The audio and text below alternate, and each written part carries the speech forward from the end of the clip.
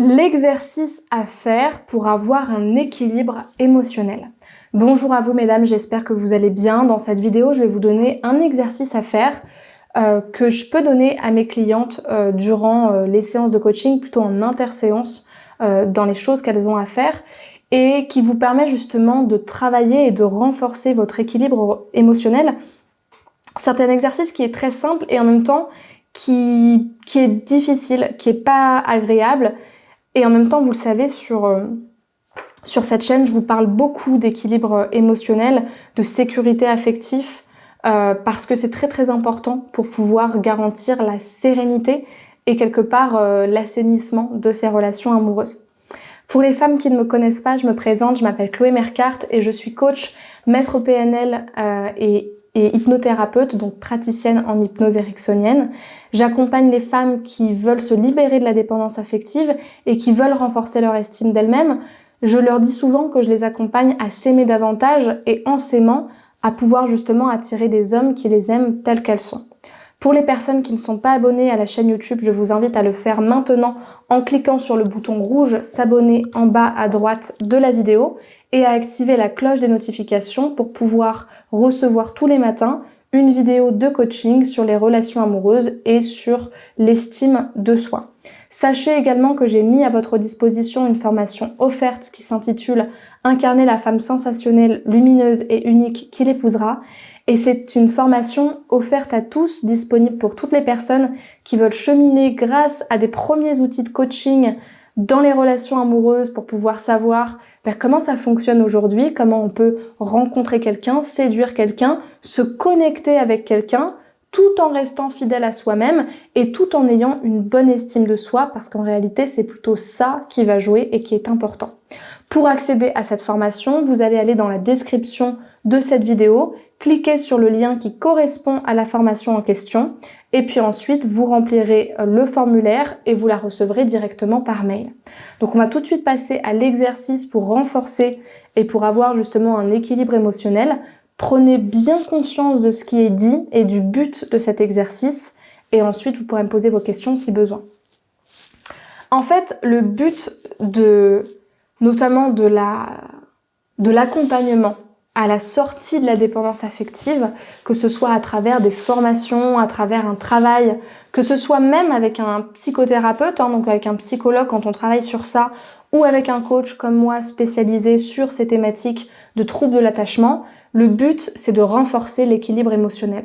En fait, quand vous avez une bonne conscience de votre problématique, généralement, quand vous êtes prête à changer, vous savez que ce qui est à changer, c'est l'équilibre émotionnel. Tant que vous n'avez pas d'équilibre émotionnel, vous ne pouvez pas être en lien avec l'autre, soit parce que vous l'étouffez et que vous ne trouvez pas d'autre manière de fusionner que de fusionner avec lui, et donc d'une certaine manière de passer à côté de la rencontre parce que vous l'utilisez comme un pansement personnel, c'est le cas de la dépendance affective classique avec la blessure d'abandon, soit parce que finalement vous évitez la rencontre, c'est-à-dire que vous vous dites que quelque part c'est trop dangereux pour votre équilibre intérieur, donc finalement vous l'évitez complètement, vous évitez l'engagement, ou alors finalement vous êtes en combat avec la rencontre, en étant finalement tout le temps en conflit intérieur entre ce en quoi la rencontre vous perturbe dans votre identité et ce en quoi vous avez envie de vous connecter à l'autre, mais vous n'arrivez pas finalement à faire confiance à la rencontre.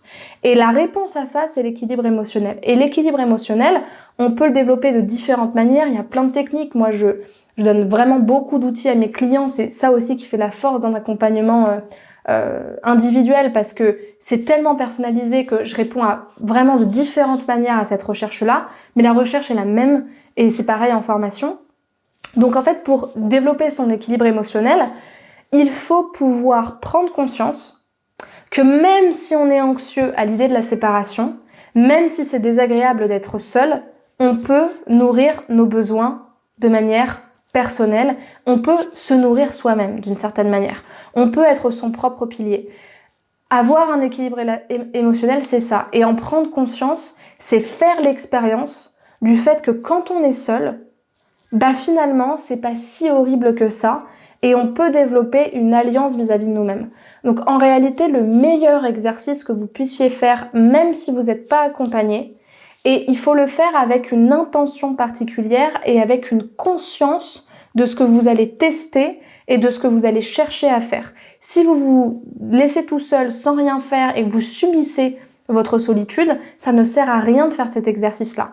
Mais le but de cet exercice, qui est en fait de s'observer quand on est sans l'autre, quand on est seul avec nous-mêmes, c'est vraiment de se dire comment je vais faire pour prendre conscience que ça se passe bien, que je suis mon propre pilier, que je ne suis pas obligée de subir l'absence de l'autre, et comment je vais faire d'une certaine manière pour meubler en fait cette solitude de ma propre présence avec moi-même. L'exercice, c'est ça.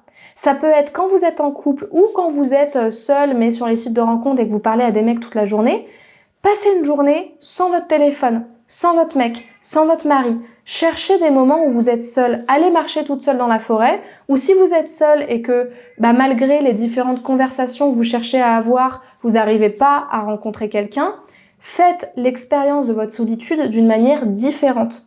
Ne vous dites pas « je suis seule donc je subis la solitude », mais dites-vous « là cette solitude j'ai envie de la nourrir, j'ai envie d'en faire quelque chose, j'ai envie de l'employer ». Que ce soit sur une courte période de temps ou sur différents jours, différentes semaines. Et demandez-vous justement comment je suis quand je suis seule. Observez-vous faire ça.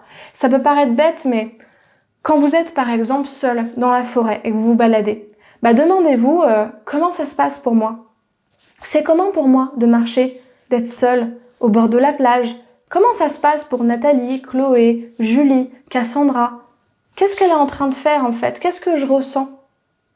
Peut-être que vous allez ressentir des émotions désagréables, mais prenez-les ces émotions désagréables, regardez-les, regardez-les pour ce qu'elles sont. Ce ne sont que des émotions, elles vont passer. Et même si elles sont désagréables, elles sont importantes pour vous. Et plus vous les regardez telles qu'elles sont, plus ça va passer et plus vous allez vous rendre compte que vous n'êtes pas obligé de souffrir votre solitude. Vous pouvez justement nourrir vos propres besoins.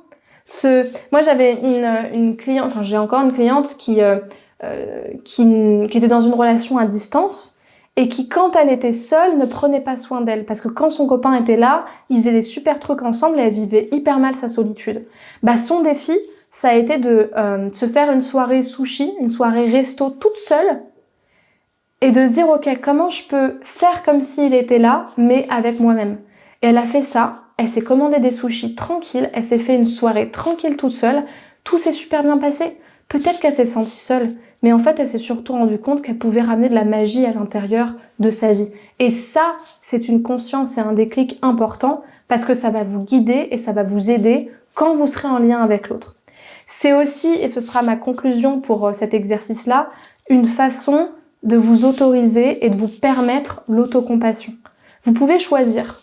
Soit vous vous dites, je fais cet exercice, je suis seule, je suis comme une sorte de spartiate tout seul qui est en train de se défendre contre le vide. Ou soit je suis simplement une femme qui fait de son mieux, qui s'aide, qui se parle, qui ressent ce qu'elle a à ressentir, qui voit ce qu'elle a à voir, qui entend ce qu'elle a à entendre, qui traverse en fait la vie de la meilleure façon et qui s'accompagne. Et finalement, je me rends compte que c'est ok d'être seule et c'est ok de bien le vivre. Je suis pas obligée de mal le vivre. Je peux aussi faire en sorte que cette solitude soit bien vécue ou encore m'accompagner quand c'est mal vécu. D'accord? Donc ça, c'est un exercice tout simple qui vous permet en fait de vous rapprocher de vous-même et qui, quand vous le faites bien, quand vous y mettez aussi de l'amour et de l'envie, vous permet de vous rendre compte que, d'accord, la solitude, c'est pas évident, mais quand vous êtes avec vous-même, quand vous êtes vraiment présente à vous-même, vous n'avez pas besoin d'être avec quelqu'un pour être heureuse, pour être épanouie, pour être rassasiée d'une certaine manière et que vous pouvez en fait être très équilibrée toute seule. D'accord ? Donc j'espère que cet exercice vous aura plu. Je serais vraiment ravie de voir quel en est le feedback et le retour que vous pouvez me faire dans les commentaires ou les questions que vous pouvez me poser si vous en avez. Les personnes qui souhaitent faire un coaching avec moi pour travailler sur cette question-là parce qu'elles savent et elles sentent qu'elles ont besoin justement d'être aidées et d'être accompagnées à apprendre finalement cet équilibre émotionnel, à le prendre aussi et à s'aimer. Sachez que d'ici la fin de l'année, vous pouvez encore bénéficier d'un appel offert de 15 minutes avec moi au téléphone en réservant cet appel, en cliquant sur la description de la vidéo, en cliquant sur le premier lien en description. Et c'est un appel qui va me permettre de faire le point avec vous sur votre problématique, votre objectif Et si je sens que le coaching peut vous aider, à ce moment-là uniquement, je vous proposerai une première séance de coaching qui va permettre de travailler sur la problématique et vraiment déjà de passer à l'action pour que vous puissiez expérimenter le coaching sans vous engager sur un coaching plus long, puisque moi je ne connais pas votre problématique, je ne sais pas de quoi vous avez besoin et dans tous les cas j'aurai besoin de faire une première séance avec vous avant d'aller plus loin. Ok ?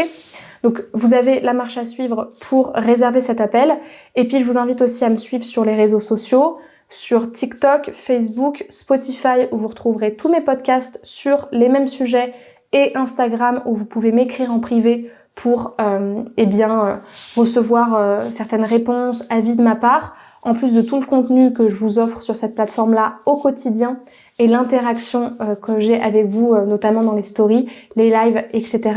Donc vous avez tous les liens de mes réseaux sociaux en barre de description de cette vidéo. Et puis je vous invite à aussi regarder mon site qui sera affiché dans la description de la vidéo pour celles qui ont besoin de prendre conscience et connaissance de mes différentes offres d'accompagnement, que ce soit du coaching individuel ou alors du coaching de groupe ou encore des formations. Voilà, je vous remercie pour votre attention et je vous souhaite une très bonne journée. Prenez bien soin de vous et à bientôt. Au revoir.